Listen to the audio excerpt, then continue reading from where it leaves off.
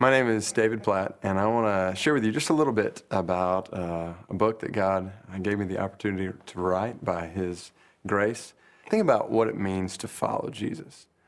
Put yourself in the shoes of a first century follower in a crowd that is following after Jesus, and all of a sudden He turns around and He says to you, if you're going to come after me, you need to deny yourself, take up your cross, an instrument of torture, and follow me.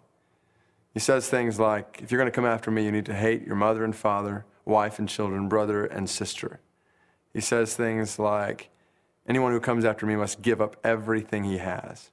Even one guy who comes up wanted to follow Jesus, eager to follow Jesus, and Jesus looked at him and said, go, sell everything you have and give it to the poor. Then you can come follow me. And we put ourselves in the shoes of these first century people, and we start to think, well, how do we respond? Would we really follow after Jesus? And this is where we come face to face with the frightening reality. And that reality is that in the 21st century, Jesus says the exact same things to us. He tells us that to follow Him means giving Him our affection and our love in a way that makes our closest relationships in this world look like hate in comparison. And He does tell us to give up everything we have to follow Him. It is possible that He could say in any single one of our lives, sell everything you have and give it to the poor. Then come follow me. Now, we don't think like this.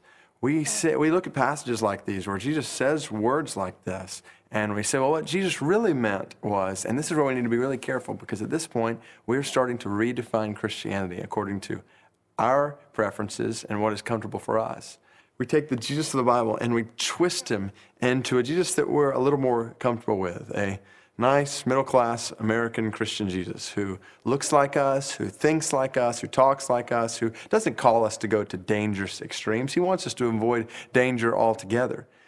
And we take the Jesus of the Bible, and He begins to look a lot like us. And the danger here is that when Jesus is being twisted into our image, and when we gather together as Christians in our churches, and we sing and we lift up our hands to Jesus, the reality is we're not actually worshiping the Jesus of the Bible.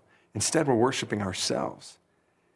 And so the point of this book is to dive into who Jesus really is in Scripture and what the gospel really is. To think about what it means to follow after Him in a world where so many are without Christ, in a world where so many are starving without basic needs. Following after Christ looks radically different than sometimes what we think of in terms of Christianity.